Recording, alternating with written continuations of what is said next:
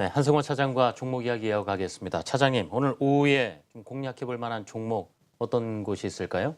네, 앞서 네. 말씀드렸던 통신주 중에 하나인 SK텔레콤에 대해서 말씀드릴 건데요. 최선호주로도 꼽아주셨던. 네네. 그럼 자세히 들어봐야 되겠습니다. 추가적으로요. 사실 세 가지 포인트가 있습니다. 이제 SK텔레콤 같은 경우는 그동안 이제 주가가 부진했던 것이 앞서 말씀드렸듯이 아르프라고 하는 이제 단위당 매출액 감소 우려 외에도 사실 계열사 지원과 관련된 이슈도 있었습니다. 11번가로 알려져 있는 네. SK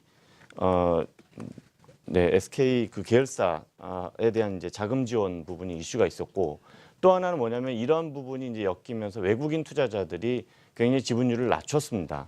그러니까 통상적으로 외국인 투자자들은 통신 사업자에 대해서 과반, 그러니까 50% 이상을 가져갈 수가 없기 때문에 SK텔레콤 역시 59%와 40% 아니 49%와 40% 선에서 계속 외국인 지분율이 왔다 갔다 하고 있는 상황인데요.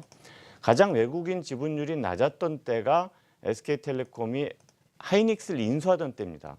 근데 하이닉스를 인수하던 때 40%까지 외국인 지분율이 낮아졌었는데 최근 이거보다 더 낮아졌어요. 그러니까 SK텔레콤에 대한 외국인 보유 비중이 거의 최근 상황에서 보면 가장 낮은 수준까지 떨어졌기 때문에 또 이제 수급이 꼬이면서 주가가 낮아진 건데, 이것이 다시 올라올 가능성이 크다는 겁니다. 왜냐하면 첫 번째로 앞서 말씀드렸듯이 자율주행 자동차와 관련한 미래 사업이 이제 부각되는 부분이 있겠고, 두 번째는 또 역시 아까 말씀드렸듯이 아르프 증가, 그러니까 무제한 통신 요금제의 가입자 수가 굉장히 늘고 있다는 부분.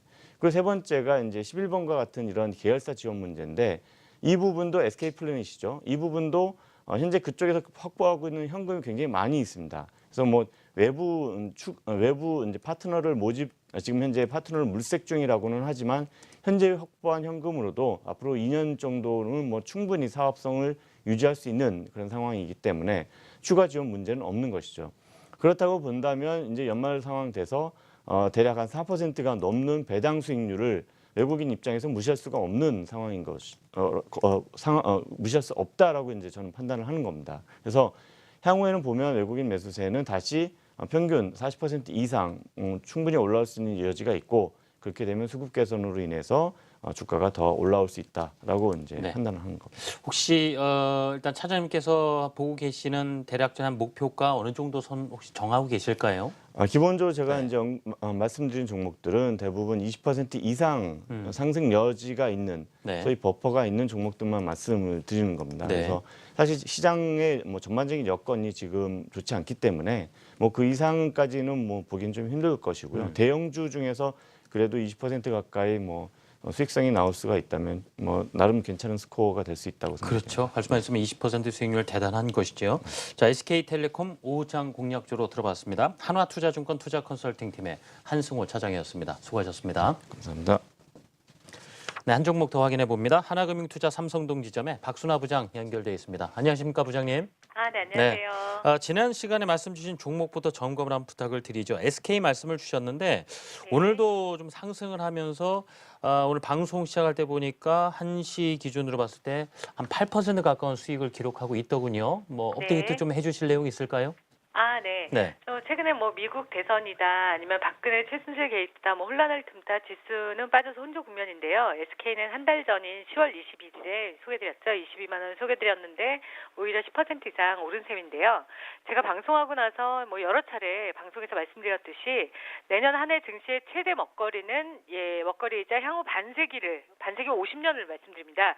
좌우할 산업의 재판으로 뽑고 있는 것은 사물 인터넷 관련 대형주인데요. 이런 것들 중에 좀 눈에 띄는 우리나라 주식이라고 치면 대형주 SK 정도로 볼 수가 있겠습니다. 최근 경영일선에서 복귀한 소프트뱅크의 손정혜 회장이 투자 실무로 복귀한 이후조차 향후 10년간 공격적으로 사물 인터넷에 투자하기 위함이라는 출사표를 던진 바 있는데요. 가장 IoT에 유리한 플랫폼으로 각 그룹마다 가지고 있는 SI 업체인 SK CNC를 최근 합병한 지주사 SK가 좋아 보이고요. 그리고 사물 인터넷도 결국 통신선을 타고 다니죠. SKT도 소개드린 바 있습니다. 두 종목은 지수 하락시마다 모아가신 전략이 유효하겠습니다. 알겠습니다. 자, SK 추가적인 말씀 들어봤고 오늘은 어떤 종목을 오후장 공략주로 말씀 주실까요? 네. 요즘 증시는 네. 이제 코스닥보다는 거래소 종목 쪽에서 그리고 특히 트럼프 미국 대통령 당선자의 정책 수혜주 찾기에 분주한데요.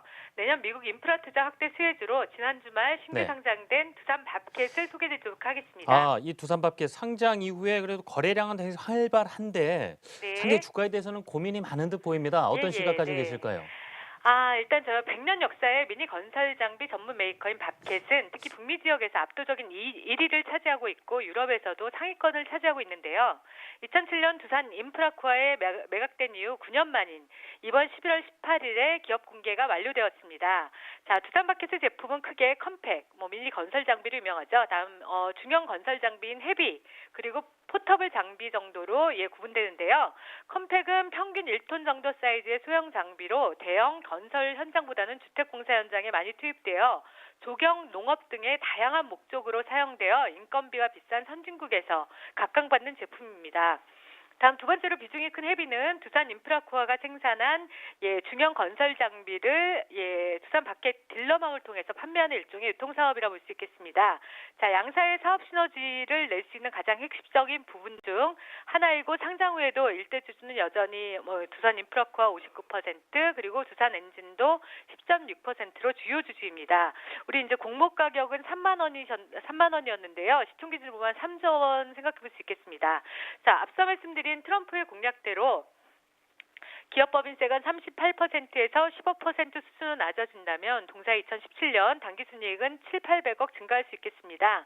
아울러 관세율이 상승할 경우 경쟁사의 제품 가격이 상승하면서 반사이익을 볼 수 있을 것으로 판단됩니다. 또한 트럼프 당선자는 1조 달러를 도로, 교통, 공항, 항만, 철도 등 인프라에 투자하겠다고 밝혔는데요. 이는 필연적으로 건설 장비 수요를 자극할 수밖에 없고 특히 두산 마켓의 스키드 스티어 로더라고 해서 SSL이라고 보통 말을 하는데요. 하고 CTL의 경우 건축 및 농업 등이 주 용도이긴 하지만 SOC 건설에도 부수적인 장비로 활용도가 높고 그리고 포터블 파워나 헤비 장비의 경우 직접적인 수혜를 기대할 수 있다고 볼 수 있겠습니다. 네, 알겠습니다. 자, 그렇다면 현재 35,800원 시장가 형성하고 있는데요. 얼마에 담아서 목표가 언제까지 좀 가지고 가실 예정입니까? 네, 앞서 말씀드린 대로 네. 미국에서의 정책 변화 기대감에 힘입어 상장 후 탄력적인 주가 흐름을 좀 보이고 있는데요. 자, 피어그룹의 EV 에비타 평균 한 10배를 적용하여 적정 가치는 한 48,000원 선으로 보입니다. 그래서 목표가를 좀 설정하신 후에요. 다음 하락장을 이용해서 35,000원 미만에서 좀 분할 매수하시고요. 지수 조정 시마다 그리고 32,500원을 손절가로 설정해 보았습니다. 네, 알겠습니다. 두산마켓 투자 포인트 들어봤고요. 하나금융투자 삼성동 지점의 박순화 부장이었습니다. 부장님 감사합니다. 네, 감사합니다.